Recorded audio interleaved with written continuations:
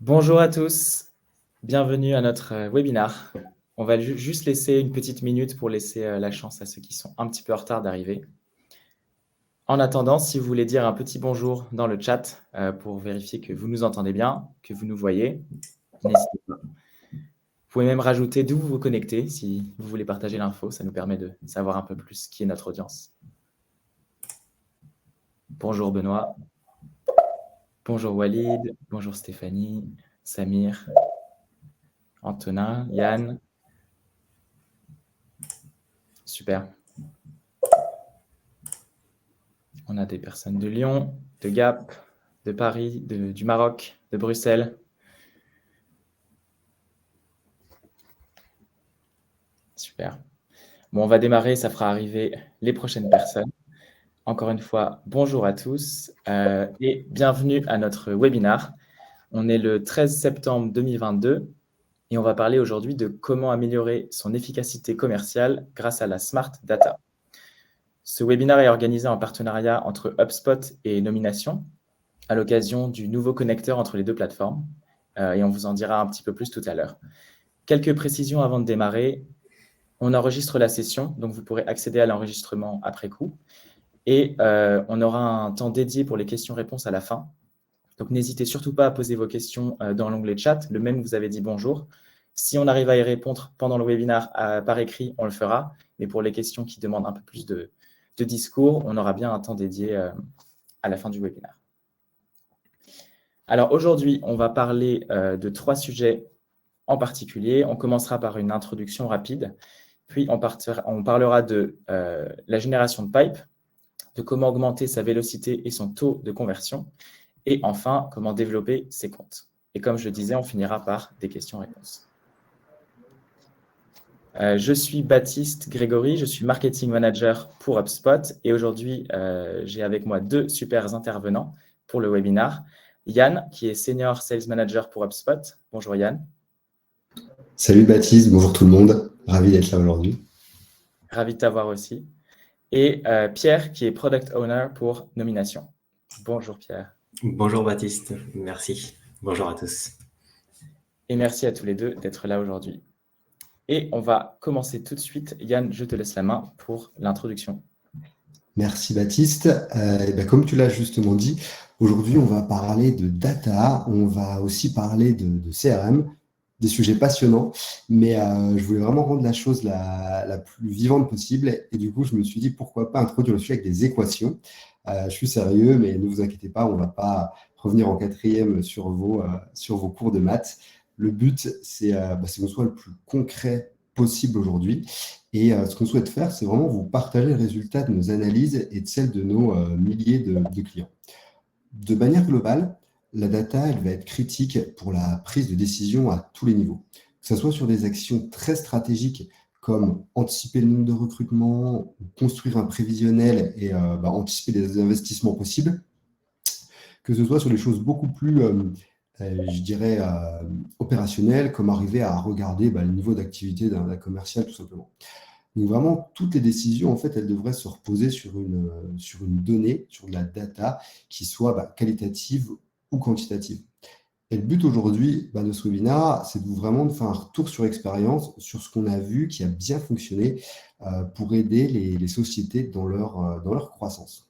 On va donc rentrer sur la fonction la plus intimement liée au revenu, celle du rôle de commercial et comment la donnée peut l'aider. On arrive donc à ces fameuses équations. Finalement, le nouveau revenu généré par un commercial, il va être influencé par 3 variables. Le montant de son pipeline, le panier moyen de ses opportunités et le taux de conversion de ses opportunités en deal gagné. L'impact de la data, en fait, il va être présent sur ces 3 variables et on va regarder en fait comment la data peut aider à améliorer le pipeline, améliorer le panier moyen et le taux de conversion. On sait que de toute façon, le métier de commercial se complexifie, les exigences prospects augmentent constamment, ainsi que les attentes en fait, on se doit d'accompagner les commerciaux au mieux. Et la data, ça va être un de ces outils finalement qui va pouvoir aider le commercial à améliorer ces trois variables.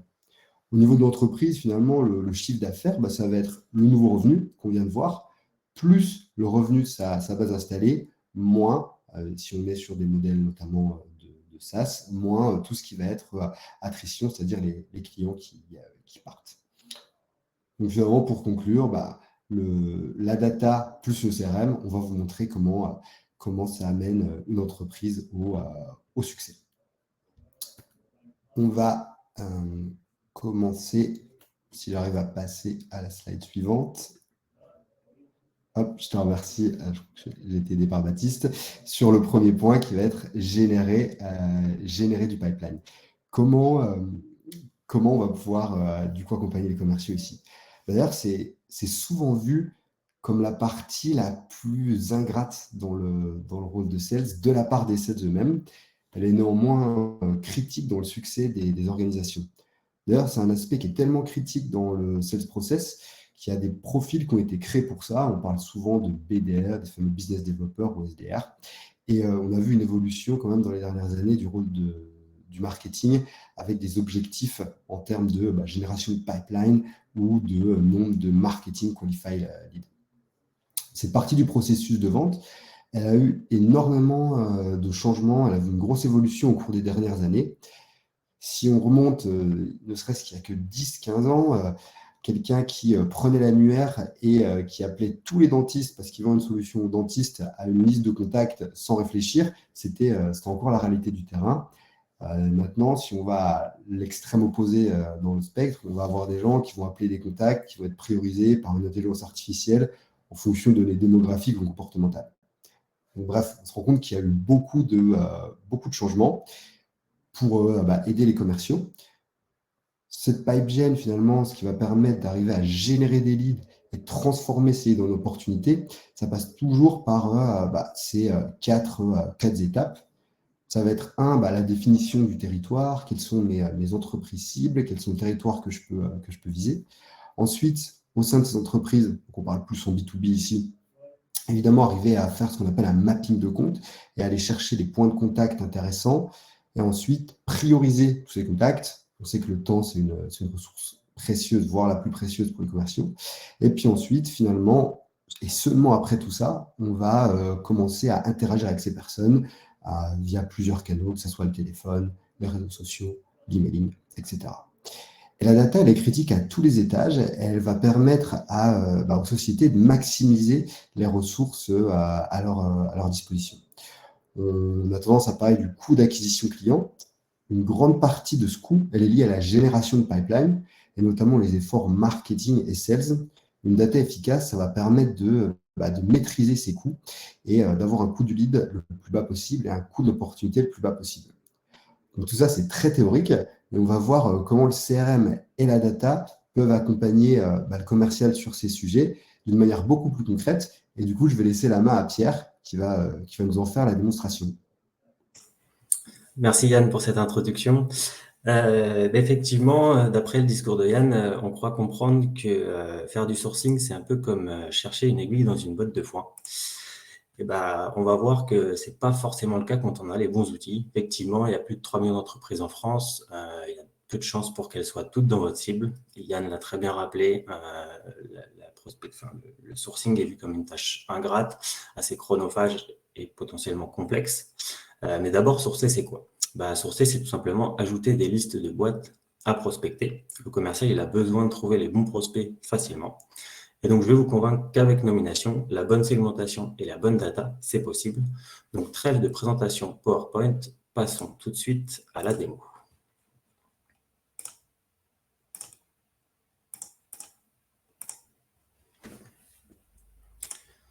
Donc ici, effectivement, on se retrouve maintenant sur HubSpot. Premier cas d'usage qui va nous permettre de voir qu'on peut effectivement accompagner réellement le commercial dans cette problématique de génération de pipeline. On va se mettre on va se mettre dans le persona, on va se projeter un petit peu. Donc l'idée, c'est de dupliquer un succès commercial. Donc je suis sales, j'ai réalisé une belle signature sur l'année passée avec un closing 2 fois plus rapide qu'en temps normal. Je ne sais pas trop pourquoi, mais l'idée, ça va être d'analyser justement les caractéristiques du compte en question sur lequel j'ai fait cette belle signature pour pouvoir reproduire ce succès. Donc, ce compte, en l'occurrence, c'était un compte qui travaillait dans l'industrie 4.0, une start-up dans le B2B qui était située dans le 92. Donc, l'idée, ça va être d'aller rechercher les critères identiques pour faire ressortir justement des structures qui auraient des profils similaires. Donc, ce qu'on a dit, effectivement, on était sur un secteur de l'industrie. Donc, on va aller chercher l'industrie. Au niveau du profil de l'entreprise, on est plutôt effectivement sur de la start-up qui travaille en B2B. Et enfin, on va effectivement ajouter un petit critère de localisation géographique en ajoutant les Hauts-de-Seine. Directement, j'ai mes résultats qui sont mis à jour en temps réel en bas à droite. J'ai plus qu'à accéder à ceci. Et directement, je vais pouvoir intégrer tout ou partie donc d'un côté sur la partie compte, entreprise, et de l'autre sur la partie contact, décideur. J'ai plus qu'à cliquer sur lancer import, confirmer, et directement, j'ai pu intégrer tous les comptes ou les contacts qui feront potentiellement partie d'une duplication de succès commercial. On revient un petit peu en arrière. Deuxième cas d'usage, on peut éventuellement travailler une niche porteuse. Donc, on va changer un petit peu de persona. Cette fois-ci, on est manager. Effectivement, c'est le début de quarter. Je dois aider mes commerciaux à remplir le pipe. C'est mon rôle. Et j'ai identifié que mes plus belles ventes l'année dernière, elles avaient été réalisées sur des avocats. En l'occurrence, pas des petits cabinets, pas non plus les plus gros cabinets qu'on puisse connaître en France, mais en l'occurrence, des cabinets de taille moyenne intermédiaire et qui bossent eux aussi également dans le B2B. Donc, l'idée, même principe, ça va être d'aller chercher. Donc, au niveau du secteur, dans le secteur conseil, on va retrouver conseil juridique, cabinet d'avocats. Au niveau de notre profil de l'entreprise, pareil, ce qui nous intéresse, nous, on a dit, c'est pas les gros, c'est pas les petits, mais c'est plutôt les moyennes et les ETI. Et enfin, en B2B. Même principe, j'accède à mes résultats et directement, je vais pouvoir intégrer tout ou partie de mes entreprises et de mes décideurs. Troisième cas d'usage, même principe, on revient un petit peu en arrière. Cette fois-ci, on va se servir d'une opportunité d'actualité. Donc, même principe, on switch un petit peu de personnage. Je suis sales, je vends des trucs un petit peu complexes, type les SI pour les DAF. On sait que c'est un marché assez fermé. On ne change pas de SI tous les 4 matins. Mais je sais aussi que les boîtes qui changent de SI, elles le font généralement au moment de rachat, de fusion, ce genre d'événement.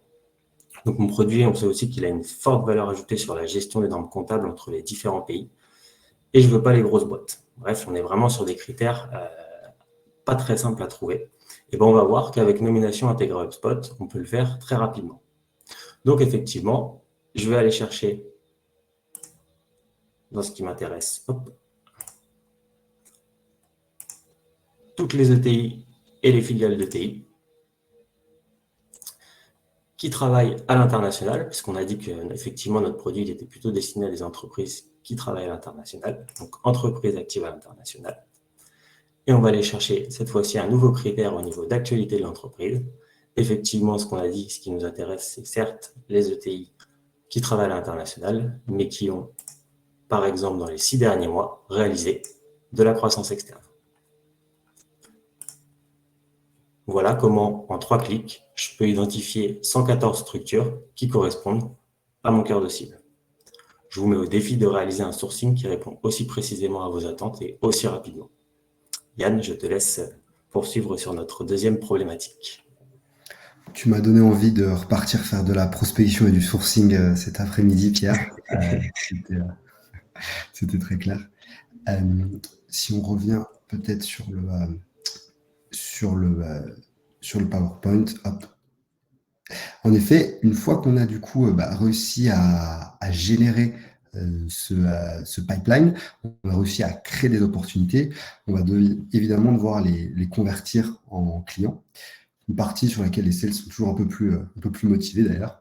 Pour un directeur commercial, dans cette étape du funnel de vente, finalement, il y a 3 choses qui doivent être constamment surveillées, vraiment comme l'eau sur le feu. C'est le panier moyen, le taux de conversion et le temps. D'ailleurs, quand je parle de temps, je vais pas, on va mettre 2 choses là-dedans, la durée du cycle de vente, mais également le temps investi par le commercial sur cette transaction de manière spécifique. On revient toujours à la même chose, le temps, ça reste quand même la valeur la plus importante pour les sales. Donc, sur les transactions avec un cycle de vente plutôt long, sur lesquels on a des paniers moyens élevés et des ventes qui vont être relativement complexes avec beaucoup d'interlocuteurs, en général, le KPI qui sera roi, ça va être vraiment le taux de conversion.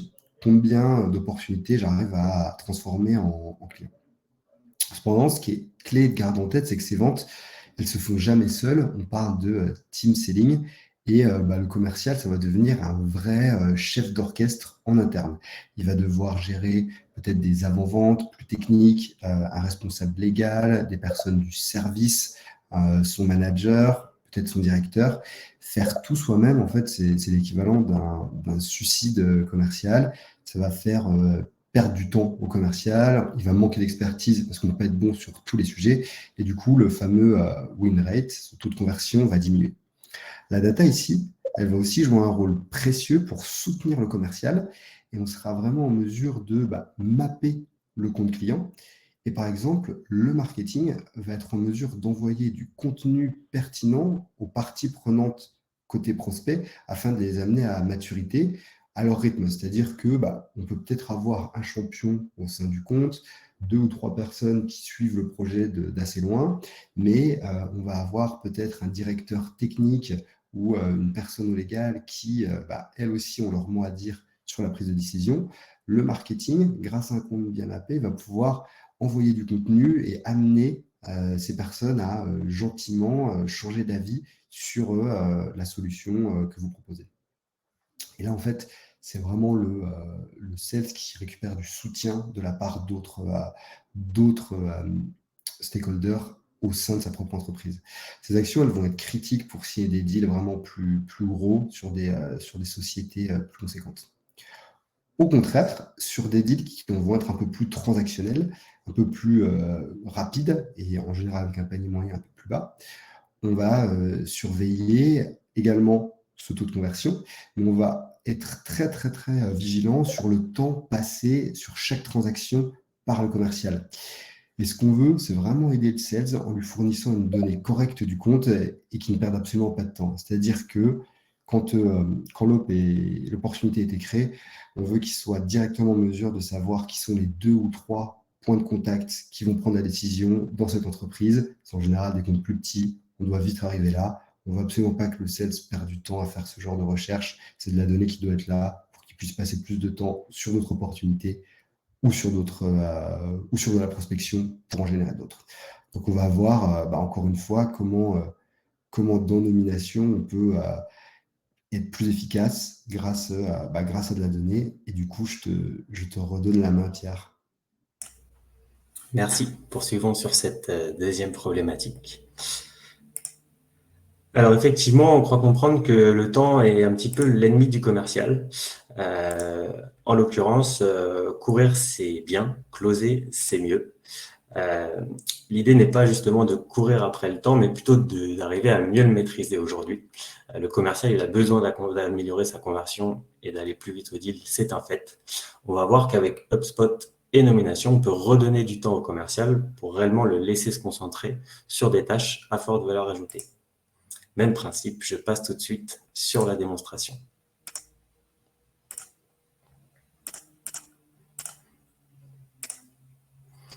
Donc, premier cas d'usage, effectivement, on a vu notre problématique du jour, de ce second point en tout cas, se scinde en 2 parties, la vélocité d'une part, le taux de conversion de l'autre, le taux de closing. Ce qu'on va voir dans ce premier cas d'usage, c'est effectivement comment répondre à cette problématique de taux de closing. Donc, on part pareil d'un constat simple. On va revenir sur notre sympathique commercial qui vendait des SI, donc des produits un petit peu compliqués à des DAF. En l'occurrence, ce fameux commercial, il est en phase d'appel d'offres. On sait tous, les appels d'offres, c'est une vraie galère. Ça peut généralement générer un peu de stress chez le commercial, étant donné qu'il s'agit généralement de gros deals. Donc, le commercial peut y jouer une partie de son année. Et pourquoi c'est compliqué pour lui? Parce qu'en phase d'appel d'offres, la communication, elle peut être restreinte. Donc, l'influence directe du commercial, elle est complexe. Il est dépendant de choses qu'il ne maîtrise pas. Donc, vraiment sur un circuit de décision qui est potentiellement obscur. Donc, le sujet, ça va être comment je vais pouvoir influencer la prise de décision, comment redonner de la maîtrise au commercial, et donc finalement, comment closer cet appel d'offres. Et on en parlait juste avant, potentiellement, mon copain du marketing va pouvoir m'aider.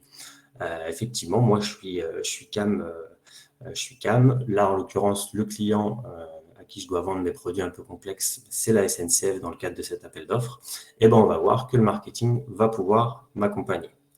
Donc, même principe, on se retrouve ici dans HubSpot et ce qui va nous intéresser, effectivement, c'est la DAF parce que c'est là où sont mes interlocuteurs. Donc, je vais aller chercher effectivement dans mes fonctions la direction finance administrative, plutôt les directeurs et responsables financiers, c'est ce qui m'intéresse ici. Et au niveau du profil de l'entreprise, étant donné que je suis CAM, moi, ce qui m'intéresse aujourd'hui, c'est un compte en particulier. En l'occurrence, on l'a dit, c'est la SNCF. Et donc, je vais pouvoir aller chercher directement un groupe ou une entreprise ici. Directement, même principe qu'auparavant, j'obtiens mes résultats. En l'occurrence, on va aller chercher les décideurs puisque c'est ce qui nous intéresse. Et donc, directement, j'ai accès aux 75 top décideurs DAF à la SNCF. Qu'est-ce que ça va me permettre derrière? Justement, mon fameux copain du marketing qui était censé m'accompagner, lui, il va pouvoir se servir de ces décideurs pour leur diffuser directement du contenu à forte valeur ajoutée. Donc là, dans ce cadre-là, on oublie les formulaires. L'idée, c'est vraiment de pousser du contenu de marque, pousser de la preuve sociale, type use case, vidéo, des rapports qui vont mettre en avant les capacités de mon entreprise pour réellement gagner en crédibilité et accentuer les points forts. Donc encore une fois, j'ai réussi à identifier mes décideurs en 3 clics. Je vais pouvoir les importer hyper rapidement et derrière, ça va me servir, en l'occurrence, à faciliter le taux de closing sur ce deal en particulier et en l'occurrence, ce deal d'appel d'offres qui, on le sait, n'est pas forcément très simple. Deuxième cas d'usage, on va cette fois-ci traiter de la vélocité, de l'agilité du commercial. Le constat est là encore assez simple. Les leads inbound qui sont générés sont plutôt générés par des opérationnels et non des décideurs en temps normal. Donc, c'est compliqué d'atteindre la bonne personne rapidement. Là, on se remet effectivement en condition. Notre équipe market génère des leads, comme bon nombre d'équipes market, on l'espère. Moi, en tant que commercial, je travaille Orange. Je suis CAM chez Orange et j'ai effectivement un lead qui est tombé chez Orange sur un sujet RSE. La problématique, c'est que ce sujet RSE, c'est un chargé de dev, donc plutôt un opérationnel qui a fait cette demande de contact. Donc, potentiellement, je sais que si je l'appelle, la relation va se faire, mais je risque de passer beaucoup de temps finalement pour pas grand-chose. En revanche, ce que je sais, c'est qu'il y a réellement un intérêt chez Orange autour d'une problématique RSE. Donc, c'est pour moi un motif de contact en tant que CAM. Et ce que je vais faire, c'est justement que je vais aller chercher les décideurs au niveau de la direction RSE. Donc là, on change un petit peu d'environnement. On est sur une fiche compte, en l'occurrence la fiche de mon compte Orange. Et je vais pouvoir me rendre sur l'organigramme du compte Orange. On a dit que ce qui nous intéressait, c'était effectivement la direction RSE. Petit temps de chargement, excusez-moi. Beaucoup de décideurs sur le compte Orange en l'occurrence.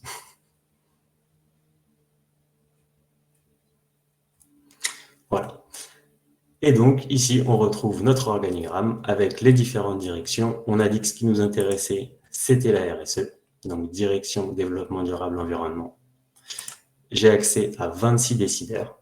Et effectivement, parmi ceux-ci, il y a un opérationnel, en tout cas, qui m'a contacté. Moi, ce qui m'intéresse, c'est plutôt un petit peu de sauter les étapes.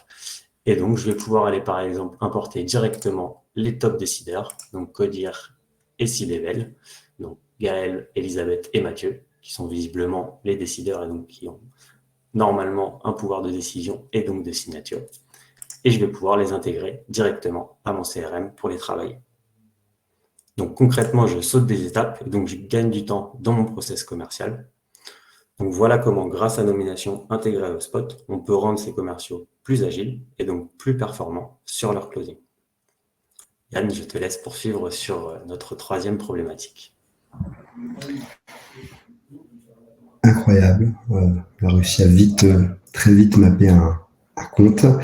Et je ne sais pas si tu peux revenir sur les slides. Et finalement, maintenant qu'on a réussi, grâce à toutes ces informations qu'on a dans le CRM et qui vont être updatées et mises à jour par nomination, on a réussi à transformer ces prospects en clients. Maintenant, on va regarder comment développer ces comptes. Alors, je m'étais promis de ne pas vous dire cette phrase, mais j'ai dû le faire. Je pense que vous êtes tous au courant, mais attirer et convertir un prospect en client, ça coûte 7 fois plus cher que de fidéliser un client existant. Cependant, la rétention dans le climat actuel, ça reste une top priorité. Et développer sa base installée, c'est un moyen complémentaire et rapide d'accélérer sa croissance. Le meilleur canal d'acquisition, ça reste encore la fidélisation client. Ce n'est pas forcément ce qu'il y a de plus sexy, mais c'est une vérité qui a été prouvée à plusieurs reprises. Arriver à rayonner et maximiser sa présence dans une société quand elles atteignent une certaine taille, ça va nécessiter beaucoup de choses. Ça va demander du temps, de la compréhension des processus internes, de la manière dont les décisions sont prises, et puis évidemment des informations. Est-ce qu'il va y avoir des acquisitions? Est-ce qu'il y a des départs, des promotions, des événements qui vont être marquants pour une partie de la société, ces fameuses business units? Toutes ces informations, en fait, elles sont critiques. Et si vous vendez un service, une solution ou un produit à des entreprises de cette taille, les comptes, en fait, ils vont subir des changements tout le temps, que ce soit en termes organisationnels, hiérarchiques ou tout simplement de priorité suite à des changements macroéconomiques. Une guerre, par exemple, une inflation. On peut se retrouver, du coup, dans deux situations. L'une où on va être réactif et du coup, on va subir tous ces changements en vivant toujours avec un train de retard. Ou alors, on peut être proactif, obtenir les informations, aller les chercher le plus tôt possible, ce qui va permettre en fait de s'adapter à la nouvelle réalité des clients, presque, j'allais dire, en temps réel, et du coup d'arriver à montrer que vos services peuvent toujours avoir un intérêt. Le CRM, en fait, plus cette connaissance, ça va vraiment vous aider à diminuer votre taux de churn, donc augmenter la rétention client, et surtout, et potentiellement, déployer vos services au sein de vos clients, au sein de vos comptes clients, pardon. Et du coup, on va encore une fois regarder comment ça peut se manifester dans HubSpot avec nomination en soutien. Merci Yann. Effectivement, troisième sujet, développer ses comptes. On va voir que c'est pas simple, mais qu'avec nomination, on va pouvoir répondre à cette problématique. On comprend qu'effectivement, travailler ses comptes et ses grands comptes, en l'occurrence, c'est compliqué. Il faut du temps, il faut les bonnes informations. Ça peut également coûter de l'argent. Et aujourd'hui, l'enjeu, c'est qu'il y a beaucoup de mécaniques de génération de leads, donc d'acquisition, mais très peu pour les clients existants, en l'occurrence, donc des outils qui vont permettre à accompagner la rétention et l'upsell. On va voir qu'avec ABM, en l'occurrence le module nomination, on va pouvoir aider les account exécutives et les CSM potentiellement dans le cadre de ces problématiques. Même principe, trêve de présentation PowerPoint, nous allons tout de suite passer à la démo live.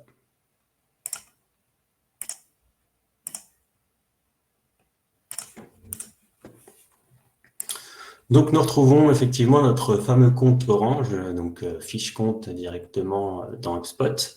Le premier cas d'usage, ça va être un cas d'usage autour justement du rayonnement. Comment je vais pouvoir faire du rayonnement au sein d'un groupe dont j'ai la charge en tant que CAM. Donc, je suis CAM, encore une fois, d'Orange. Je dois rayonner dans ce groupe Orange. L'idée, c'est de trouver en fait des relais de CA parce que je commence à un peu avoir fait le tour des popotes au niveau d'Orange Main Entité. Et donc, l'idée, ça va être de voir comment je peux justement trouver des relais. Je vais me rendre ici dans la partie filiale et je vais du coup directement pouvoir accéder à toutes les filiales d'Orange sur un premier niveau. Donc, je vais savoir qu'effectivement, Business and Decision est filiale d'Orange, mais je vais également savoir que Business and Decision France est filiale de Business and Decision, elle-même filiale d'Orange. Donc, derrière, ça va me permettre tout simplement de pouvoir travailler au mieux mes filiales, naviguer dans celles-ci, voir quelles sont les filiales dans lesquelles je n'ai aucun point d'accroche pour le moment, aucun décideur, et pouvoir directement les intégrer à mon CRM pour ensuite travailler les décideurs présents dans ces filiales et donc répondre à ma problématique de cross-sell, upsell au sein des filiales. Premier cas d'usage. Second cas d'usage, l'idée, ça va être de travailler son compte, développer des nouvelles relations. Effectivement, je vends encore une fois des produits SIRH en tant que CAM du compte Orange. Mes interlocuteurs principaux sont partis et j'ai pas vraiment eu de passation en termes de décideurs. Je ne sais pas qui prend la suite de mes contacts. Il va falloir que j'identifie de nouveaux décideurs. Comment je vais faire ? Même principe que ce qu'on a vu un petit peu auparavant. Je vais pouvoir me rendre dans l'organigramme d'Orange, accéder à la DRH, puisque ce qui m'intéresse, je vends effectivement du SIRH, donc direction des ressources humaines, et pouvoir identifier les top décideurs. Donc, je sais potentiellement que tel décideur a une ligne directe, que tel décideur a une assistante, ce genre de choses, d'informations en visu direct. Et je vais, pareil, pouvoir identifier et intégrer les top décideurs que j'estime être pertinents pour pouvoir à nouveau travailler mon compte Orange pour lequel j'avais perdu mes contacts principaux. Troisième cas d'usage, je vais pouvoir me servir de l'actualité. Donc là, on change un peu de profil. Je ne suis plus CAM, mais je suis CSM. J'ai un rendez-vous avec Orange pour signer le contrat du siècle sur mon point de suivi annuel. Et pour préparer ce rendez-vous, tout simplement, je vais pouvoir aller chercher les dernières actualités du compte Orange. Donc, on se rend effectivement au niveau des alertes business.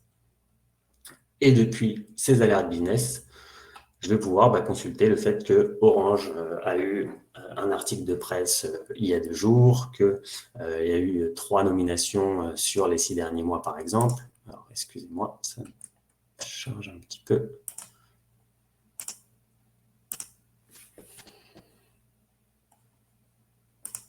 Hop, les aléas du direct.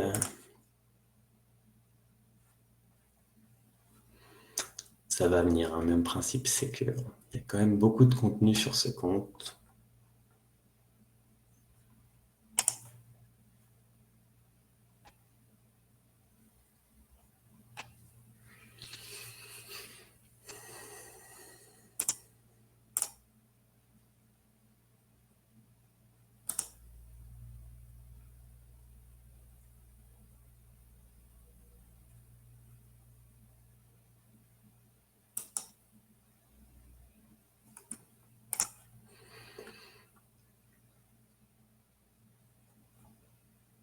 Bon, rebondissons, je vais essayer de vous montrer la même chose sur un autre compte, ça se présentera peut-être un petit peu mieux.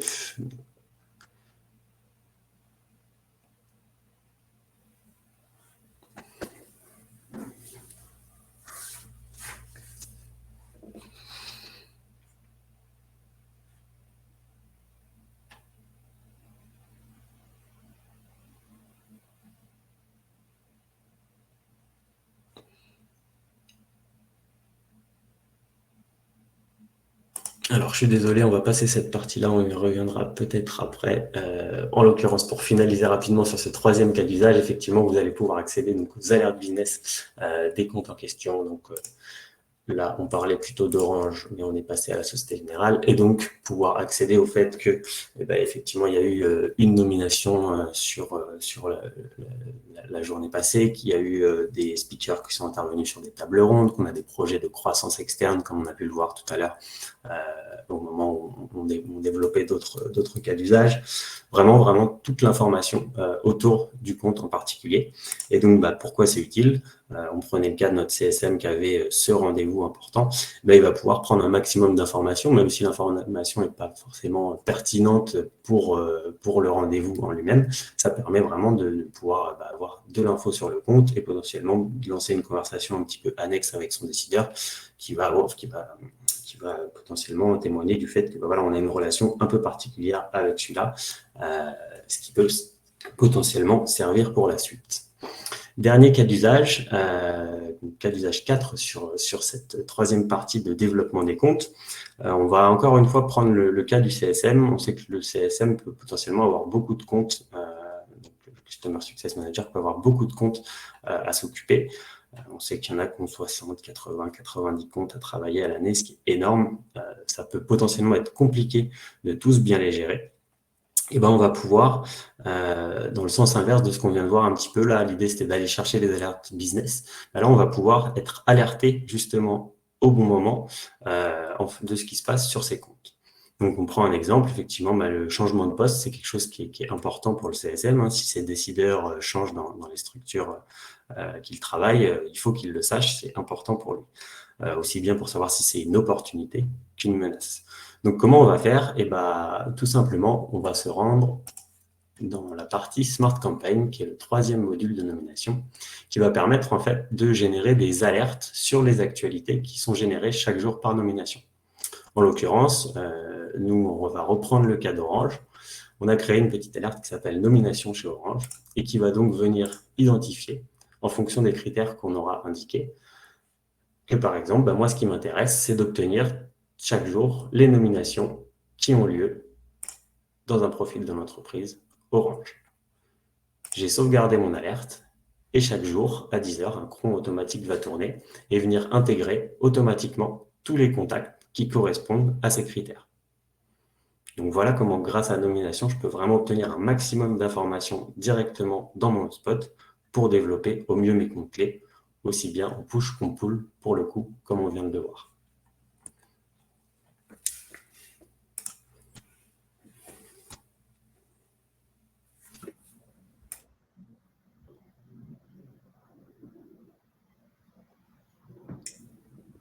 Top. Merci, merci Pierre. Et peut-être pour insister un peu sur ces derniers points, ce qui est aussi ultra puissant dans cette intégration, c'est la possibilité d'avoir ces informations qui reviennent sous des formats qui sont traitables dans HubSpot, donc dans des champs, et du coup on peut créer des workflows autour de ça, ce qui vont permettre de notifier vos commerciaux ou vos CSM, et ce qui donne toute la puissance de la combinaison de ces deux solutions. Tout à fait. On va pouvoir effectivement reprendre le nom de l'alerte. En l'occurrence, là, on avait une nomination chez Orange. Reprendre directement ce nom d'alerte pour l'intégrer en tant que critère d'inscription dans un workflow. Et donc après, décider de, par exemple, féliciter la personne pour sa nomination, attendre un petit peu, puis la recontacter par téléphone quelques jours après. Exactement. Donc, ça renforce vos actions commerciales, CSM, mais également marketing. Donc, c'est ultra intéressant. Écoute, merci Pierre. Peut-être pour conclure sur ces possibilités dans un contexte actuel, on voit bien que les valorisations des sociétés sont en train de diminuer.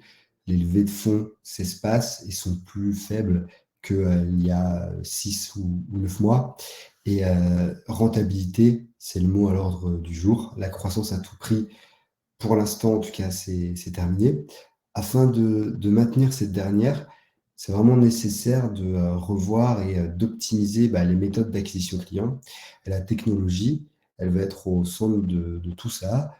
Une data bien utilisée, ça va permettre de gagner en efficacité tout au long du cycle de vie client. On pourra aussi, comme on l'a vu, diminuer donc ce coût d'acquisition et favoriser la rétention, voire l'expansion d'un compte en combinant data plus CRM. Donc ça, c'était une des premières grosses tendances actuelles. Je dirais que l'autre tendance actuelle et qu'on a tendance à négliger quand on parle d'outils et de technologie, c'est l'impact aussi que ça va avoir sur vos salariés. On parle en ce moment aux États-Unis de la Great Resignation. Il y a quand même 4,4 millions de personnes qui ont volontairement quitté leur emploi. Et le phénomène va être en train de se produire chez nous aussi. On sait qu'il y a toujours un décalage, hein, donc ça a commencé et ça va faire que de s'accélérer. La flexibilité accordée aux salariés, les conditions, le management, c'est évidemment des points critiques pour ça. Mais ce serait dingue en fait de ne pas prendre en compte la qualité des outils que vous offrez à vos employés, surtout sur un marché aussi tendu que celui des commerciaux. Un CRM avec une UX horrible, aucun support marketing, pas de data et aucun enrichissement de données, combiné avec un manager qui va demander de générer 50% de son pipeline en outbound, ça va être très très dur de retenir vos talents, puis surtout d'en attirer des nouveaux. Donc dans ce contexte, c'est aussi des choses qui sont importantes à prendre en compte. Donc c'est l'autre phase de la pièce. Améliorer votre rentabilité, puis deux, penser à vos collaborateurs. Donc j'espère que ça vous a plu. Et Pierre, Baptiste et moi, on est à votre disposition si vous avez des questions. Merci Yann pour cette belle conclusion. Merci Pierre aussi pour les démos. On va prendre les questions. Si vous en avez, c'est le moment. Vous avez et Yann et Pierre et moi qui sommes là juste pour vous. En attendant, je vais prendre aussi les questions qui ont été posées au fur et à mesure. Benoît a répondu à certaines d'entre elles, mais il y en a d'autres qu'on garde pour maintenant. Il y a Stéphanie qui a demandé comment on garantit la mise à jour des contacts de la base et quelles sont nos sources. Alors, comment on garantit la mise à jour des contacts de la base? En fait, les contacts et les comptes qui sont importés via nomination ont tous un ID unique. Et cet ID unique va permettre potentiellement, si aujourd'hui vous importez Pierre Patrolin dans votre CRM, demain, si vous souhaitez, ou en tout cas si vous réimportez par erreur Pierre Patrolin, ou si vous souhaitez réimporter Pierre Patrolin, en fait, ça va mettre à jour le contact. Donc, pour préciser un petit peu plus dans ce cadre-là, quand on importe un compte ou un contact, c'est un fonctionnement au crédit, donc il y a un crédit qui est décompté.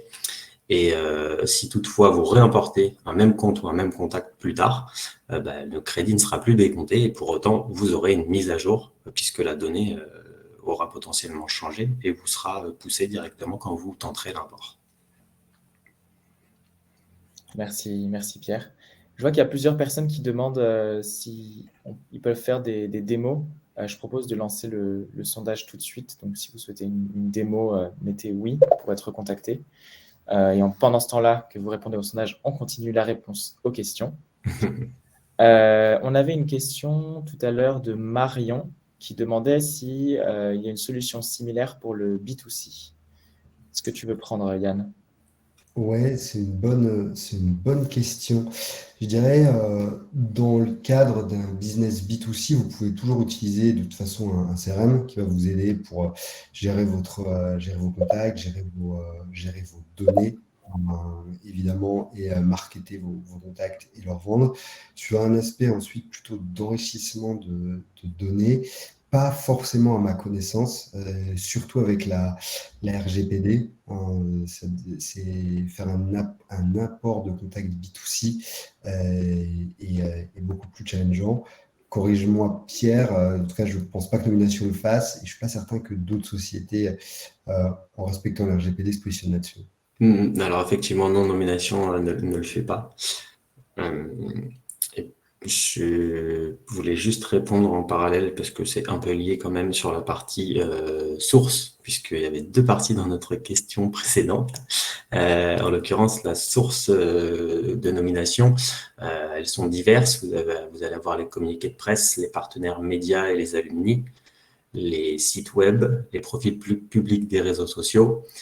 Et par-dessus tout ça, Nomination rajoute une couche effectivement de qualification et de vérification avec ses équipes, puisqu'on a plus de 70 enquêteurs qui travaillent là-dessus. Et donc, pour revenir à ta question, Yann, effectivement, non, on ne travaille pas sur la partie B2C. Merci à tous les deux. Il y avait une question de Manon qui demandait comment être certain, certaine de ne pas importer des doublons. Alors ça, même principe, ça va jouer sur plusieurs niveaux. Premier niveau, on va reparler effectivement de notre sujet d'ID. Un contact qui a l'ID 1, 2, 3 ne pourra pas être réimporté avec un ID 1, 2, 3 puisque c'est un ID unique. Donc c'est déjà un premier filtre qui va permettre de ne pas importer de doublons. Ensuite, sur la partie compte, on va travailler avec un dédoublonnage, une règle de dédoublonnage qu'on a ajoutée dans notre solution sur la partie nom de domaine et nom du compte pour un peu s'interfacer justement avec les sujets HubSpot sur cette partie nom de domaine. Et pour le contact, on a également l'email. Merci. On avait une question de Hajar qui disait « Bonjour, on arrive à générer beaucoup de leads, mais le taux de conversion reste cependant très faible. Comment faire pour l'optimiser? Sachant qu'on fait la relance, on a inséré un CRM, etc. » Je pense que ça, c'est une question qui est un petit peu plus liée à votre activité et votre business. Donc, soit vous êtes déjà utilisateur de HubSpot et je vous invite à contacter votre représentant. Et sinon, c'est l'occasion de demander peut-être une démo pour avoir une discussion avec quelqu'un. Sauf si vous voulez rajouter quelque chose, Yann et Pierre. Ouais, je dirais aussi, il y a peut-être deux questions sous-jacentes. Alors, ça vaudrait peut-être le coup d'en parler un peu plus en détail, mais quelle est peut-être la source de vos leads? Est-ce que c'est vraiment du lead inbound? Est-ce que c'est du lead outbound? Évidemment, les taux de conversion seront pas les mêmes. Et ensuite, et c'est ce à quoi faisait allusion Baptiste, qu'est-ce que vous faites une fois que vous avez ces leads? Il y a de grandes chances qu'ils ne soient pas prêts à acheter. Quelle est la stratégie de nurturing que vous leur apportez avant de les passer à votre équipe commerciale? En général, c'est des points sur lesquels vous pouvez travailler pour améliorer votre taux de conversion de lead à opportunité, ensuite d'opportunité à client. C'est plutôt lié à votre produit, à la qualité de vos sales. Merci Yann. On a une question de Laure qui dit « Nous souhaitons utiliser le CRM et aussi le proposer à nos clients et prospects. Comment faire ?» Alors, je ne sais pas si c'est exactement ce que vous cherchez, mais on a aussi chez HubSpot un système de partenaires. On a une page dédiée sur le site internet que vous avez toutes les informations sur le sujet. Voilà, je ne sais pas si vous voulez rajouter quelque chose sur ça, Yann. Mais a priori, je vais essayer de retrouver le lien et le mettre dans le chat. Allez-y, on a un système de partenariat et il y a plein de demandes. Donc, allez-y, il y a du business pour tout le monde. Je vous envoie le lien dans le chat quand je le retrouve. Une question rapide de Frédéric. Y a-t-il un replay de ce super webinaire? Oui, vous pourrez accéder au replay, je crois sur le même lien que celui sur lequel vous êtes inscrit. Donc, à la demande. Ensuite, on a une question de Walid. Est-ce que Nomination est focalisée sur des domaines d'activité précis? Pouvons-nous affiner nos besoins? Alors, est-ce qu'on est focalisé sur des domaines d'activité précis? Aujourd'hui, sur la partie secteur, on travaille vraiment tout secteur. En l'occurrence, on a une segmentation qui est faite sur les secteurs, sous-secteurs. On a une douzaine de secteurs principaux pour environ 90 sous-secteurs dépendants de ces 12 secteurs. Après, je ne vais pas vous faire la liste ici et maintenant, je ne pense pas que ce soit pertinent, mais on travaille sur tous les secteurs. Super.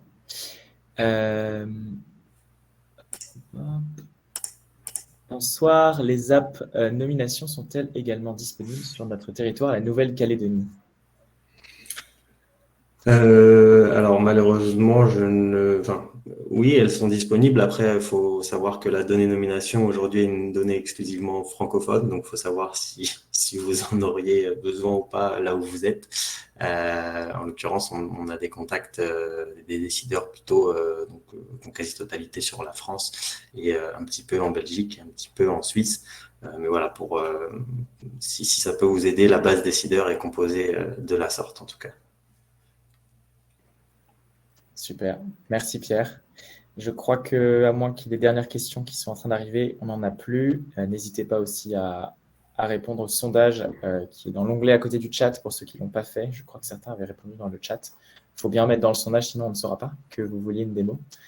En attendant, est-ce que Nomination travaille aussi les commerçants et artisans ou ce ne sont que des grosses entreprises? Alors, on travaille aussi les commerçants, les artisans, puisqu'on a, il y a peu, à savoir environ 1 an, intégré tout le bas de segment, donc sur la partie PME. Parfait. Je vois qu'il y a Paul qui est en train d'écrire. Dépêchez-vous, Paul, si vous voulez qu'on pose votre question. Sinon, on va s'arrêter là. Merci en tout cas à tous les deux pour ce super webinaire. J'ai l'impression que beaucoup de gens ont eu des réponses à leurs questions. On se retrouve bientôt à nos prochains webinars. Je voulais aussi vous partager la semaine dernière, pour ceux qui étaient, vous avez vu que c'était la conférence Inbound de HubSpot, une conférence annuelle qui a lieu à Boston et en digital, où on fait les annonces de nos nouveaux produits. Si vous voulez savoir quelles nouvelles fonctionnalités on a ajoutées à la plateforme et qu'est-ce qu'on a présenté à Inbound, je vous envoie le lien vers notre page en France pour savoir un peu qu'est-ce qui se passe dans le monde de HubSpot et du CRM et de l'expérience client. Pour tous les autres, merci à tous et à très bientôt, j'espère. Merci à tous. Merci à tous, au revoir. Au revoir, bonne journée. Au revoir.